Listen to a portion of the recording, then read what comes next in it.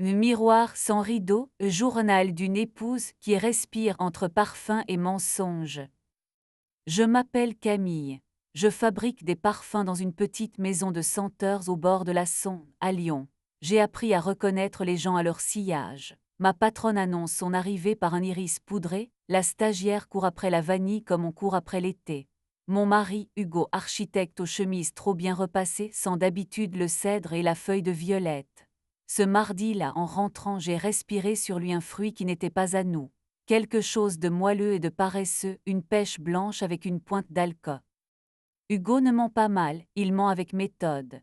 Il pose les phrases à angle droit comme ses façades. On devrait peut-être s'ouvrir, toi et moi respirer plus large, a-t-il glissé un soir en parlant d'un couple d'amis modernes, un mot à la fois à s'ouvrir, qui s'installait entre nous comme un meuble qu'on n'a pas choisi. Je l'ai regardé. Je travaille tous les jours avec le désir, je sais quand une note couvre une autre. Ce qu'il appelait s'ouvrir ressemblait à un rideau tiré sur un rendez-vous déjà pris. Je n'ai pas crié, je garde les. J'avais pour les jours suivants une commande délicate, composer un accord pour une exposition dans un hôtel-boutique près des terreaux. Le propriétaire voulait une odeur d'attente tendue, quelque chose qui fasse battre le cœur sans le bousculer. L'hôtel possède une pièce culpablement célèbre, la chambre au miroir, où les murs renvoient si bien les gestes qu'on se sent multipliés, un peu plus vrai ou un peu plus faux, on ne sait pas. J'y ai passé l'après-midi à tester des nuances d'ambre et de feuilles de figuier, parce que la figue a cette manière de cacher. Lucien a une façon d'être présent qui m'apaise. Il ne se penche pas, il attend, il sent le savon de Marseille et la poussière de métal, un parfum qui ne s'achète pas.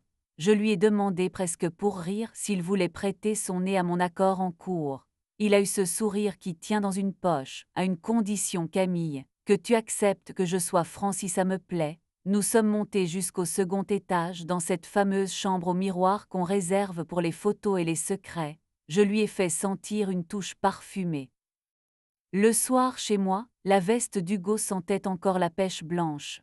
J'ai repensé à Ariane, sa collègue à la bouche rouge, qui m'avait serré la main une fois en me disant trop vite « J'adore votre travail ». Ariane portait un abricot sec au poignet, un bracelet d'odeur sucrée que l'on achète dans les boutiques touristiques du Sud. J'ai ouvert notre placard, j'ai glissé ma paume dans la doublure de la veste, j'ai trouvé un ticket froissé, Hôtel des Terreaux 2 Expresso 16h12, la date coïncidait avec ce mardi-là. J'ai respiré. Le lendemain, j'ai rappelé Lucien. Je lui ai proposé d'essayer encore l'accord de figue-ambre en conditions réelles. L'hôtel m'avait prêté la chambre aux miroirs 1 heure pour des prises de vue. Nous y sommes entrés sans la mise en scène du secret, comme deux artisans qui comparent des matières. Les miroirs nous encerclaient sages et indiscrets. J'ai vaporisé près de son poignet une légère bruine, les gouttes ont dessiné une constellation sur sa peau. Lucien approchait sa main de mon visage. J'ai senti la figue se rouvrir sur lui avec une lampe. Je me suis surprise à sourire comme on oublie de se tenir droite. Nous nous sommes assis au bord du lit, l'un contre l'autre sans hâte. Il a parlé de mécanismes, de ressorts qui reprennent leur souffle si on les remonte doucement. Je lui ai parlé de certaines peaux qui n'acceptent le jasmin qu'à la tombée du soir. Entre ses phrases et les miennes, il y avait un espace exactement de la taille d'une main. Quand j'ai posé la mienne sur sa nuque, il n'a pas bougé. Il m'a simplement laissé choisir la pression. Notre premier baiser a été une promenade, rien à. Je suis rentrée chez moi avec sur la peau une lumière neuve. Hugo était déjà là, affalé sur le canapé, l'air d'un homme qui a mal dormi. Il a répété sa proposition comme on répète un alibi. On pourrait, je ne sais pas, essayer, tu vois, être plus libre. J'ai tâté l'air devant lui avec mon nez. La pêche blanche était devenue abricot très mûr, la note d'Ariane. J'aurais parié mon carnet dessus. J'ai posé mes clés dans la coupelle. Si tu veux être libre, commence par te libérer des mensonges, ai-je dit doucement. Il a doté.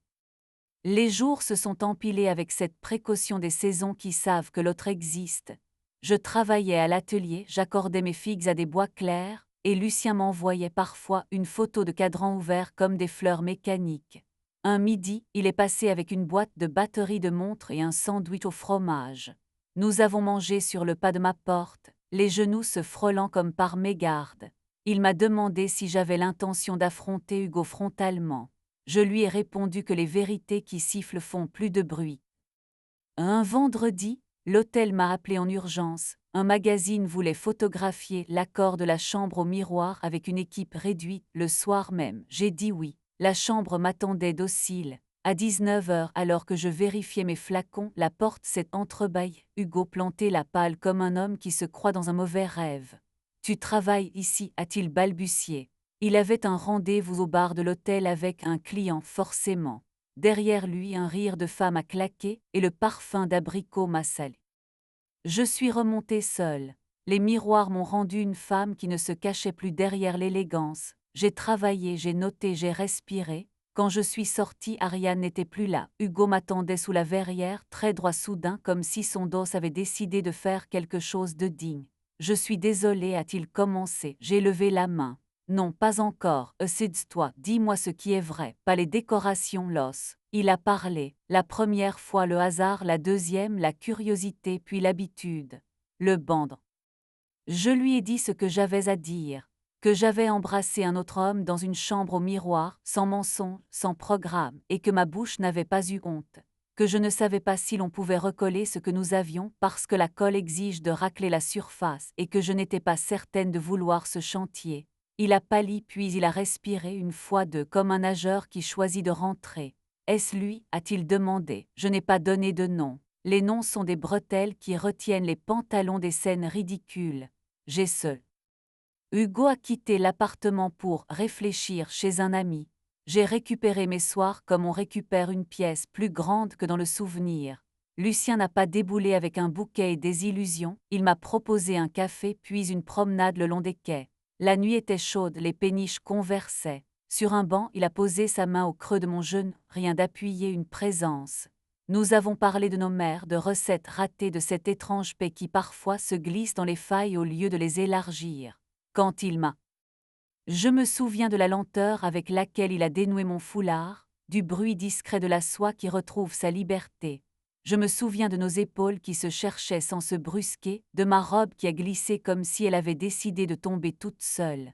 Nous avons inventé une façon d'être proches sans faire taire nos peurs. Sa main sur ma hanche n'a rien arraché, elle a proposé, ma peau s'est étirée vers la sienne comme une plante vers la fenêtre. Nous avons aimé les contours, les pauses, les reprises. Nous avons laissé les miroirs à l'hôtel.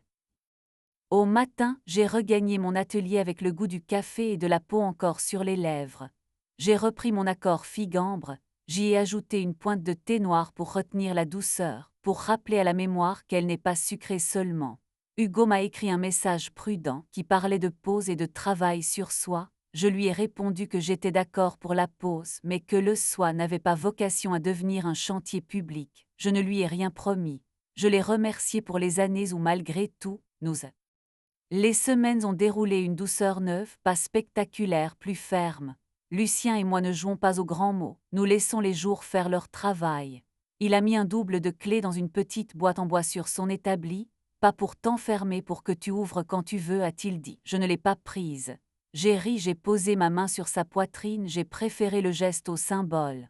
À l'hôtel, mon accord a été validé, on m'a dit qu'il donnait envie de rester et de partir dans le même souffle. J'ai pensé que c'était exact. Hugo et moi, nous avons eu des dîners sans drame, où l'on se parle de ce qui compte, pas de ce qui justifie. Il a demandé si je voyais quelqu'un. J'ai répondu que je voyais la femme que j'avais cessé de regarder et qu'elle n'était pas si mal finalement. Nous verrons si nos routes se recroisent avec élégance ou si elles s'inclinent l'une devant l'autre avant de s'éloigner. Ce soir, je ferme ma boutique, je glisse dans mon sac le flacon de l'accord final. Sur le chemin, je croise un banc, je m'y essaie, je laisse la ville courir sans moi. Une brie.